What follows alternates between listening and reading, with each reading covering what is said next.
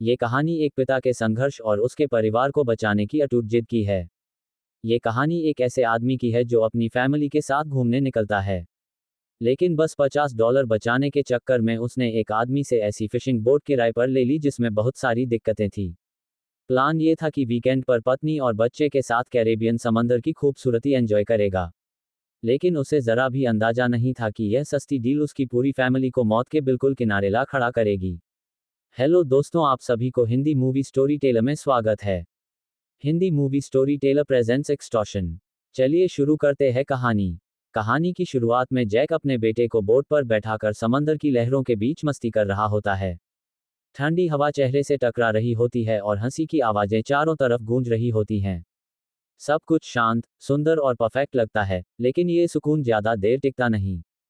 तभी जैक की पत्नी को एहसास होता है कि बोट अब काफी दूर निकल चुकी है और किनारे की इमारतें दिखनी बंद हो जाती हैं। उसके मन में घबराहट घर करने लगती है और वह बार बार जैक से वापस लौटने को कहती है। जैक भी बोट मोड़कर वापस जाने ही वाला होता है, तभी उनका बेटा दूर एक छोटे से द्वीप को देख लेता है। बच्चा वहां जाने और एक्सप्लोर करने की जिद करने लगता है। पत्नी पहले तो साफ मना कर देती है, लेकिन बच्चे की मासूम जिद के आगे आखिरकार झुक जाती है। वे लोग उस द्वीप की ओर बढ़ जाते हैं और यही वो सुनसान वीरान द्वीप होता है जो इस परिवार की किस्मत को हमेशा के लिए बदल देता है।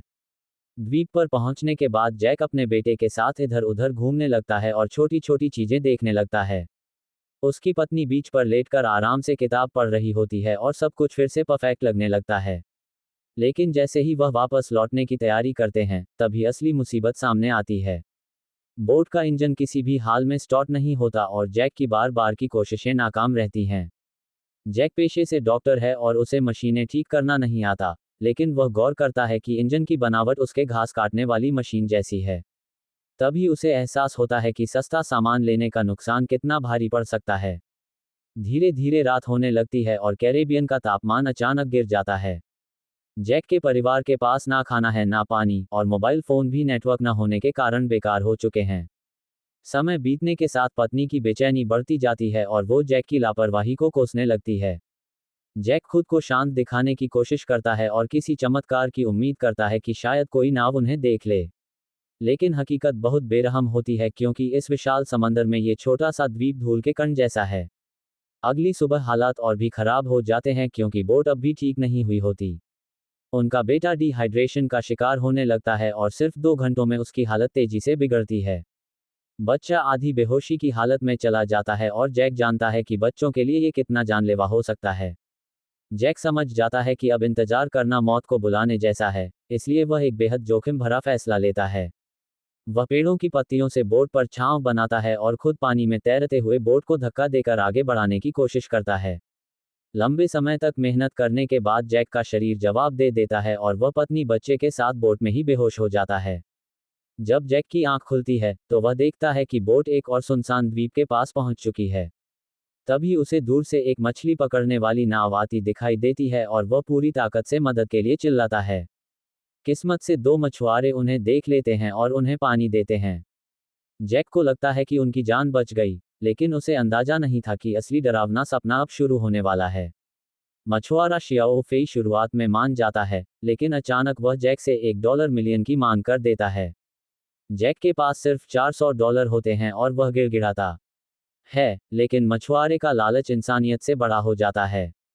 जैक दोस्तों से पैसे उधार लेने का वादा करता है, लेकिन तभी मछुआरा चप्पू से जैक के सिर पर हमला कर उसे बेहोश कर देता है।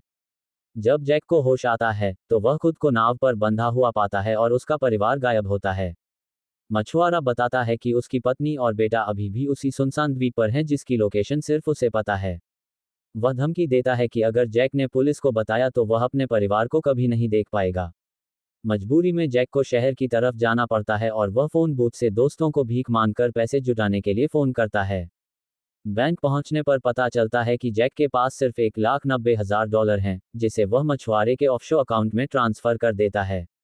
पैसे मिलते ही मछुआरा उसे एक टूटी फूटी नाव पर ले जाता है और उसे केबिन में बंद कर देता है।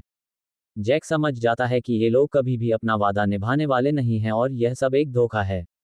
मछुआरा जैक की नाव में छेद कर देता है ताकि वह डूब जाए और हमेशा के लिए रास्ता साफ हो जाए। ठंडा पानी नाव में भरने लगता है, लेकिन जैक अपने परिवार के लिए हार नहीं मानता। वह इंजन के गियर हैंडल से कांच तोड़ने की कोशिश करता है और अंत में लकड़ी तोड़कर बाहर निकलने में कामयाब होता है।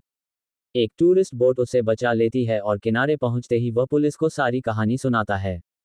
पुलिस उसकी कहानी पर भरोसा नहीं करती और उसे ही बीमा के लालच में मर्डर का आरोपी समझने लगती है। जैक समझ जाता है कि कानून के भरोसे बैठना बेकार है, इसलिए वह खुद मछुआरे को ढूंढने निकलता है। वह एक अस्पताल के रिकॉर्ड से मछुआरे का पता चोरी करता है और उसके घर पहुंच जाता है। वहां हाथापाई के दौरान मछुआरे की ही बंदूक से उसकी अपनी बेटी को गोली लग जाती है और जैक बचाव में मछुआरे को मार देता है। अब जैक मछुआरे के साथी का पीछा करता है जो एक ट्रक एक्सीडेंट में घायल हो जाता है। मरने से पहले वह साथी नक्शे पर उस द्वीप की सही लोकेशन जैक को बता देता है। जैक एक स्पीड बोट छीनकर पूरी रफ्तार से उस द्वीप की ओर निकलता है। वहां उसे अपनी पत्नी बेहोश और बेटा लगभग मृत हालत में मिलता है। वह हार न मानते हुए बच्चे को तब तक सीपीआर देता है जब तक उसकी सांसें वापस नहीं आ जाती। अंत में एक रेस्क्यू टीम उन्हें बचा लेती है और यह कहानी एक पिता की अटूट हिम्मत के साथ समाप्त होती है। ये थी एक्सटॉर्शन फिल्म की पूरी कहानी, जो कि एक काल्पनिक घटनाओं पर आधारित है। अगर ये कहानी आपको पसंद आए तो हमें जरूर लाइक और सब्सक्राइब करें जिससे हम आपको ऐसे नया नया कहानी दे सके। अगर मौका मिले तो आप इस मूवी में कौन सा रोल करना चाहेंगे कमेंट में जरूर बताएं। धन्यवाद।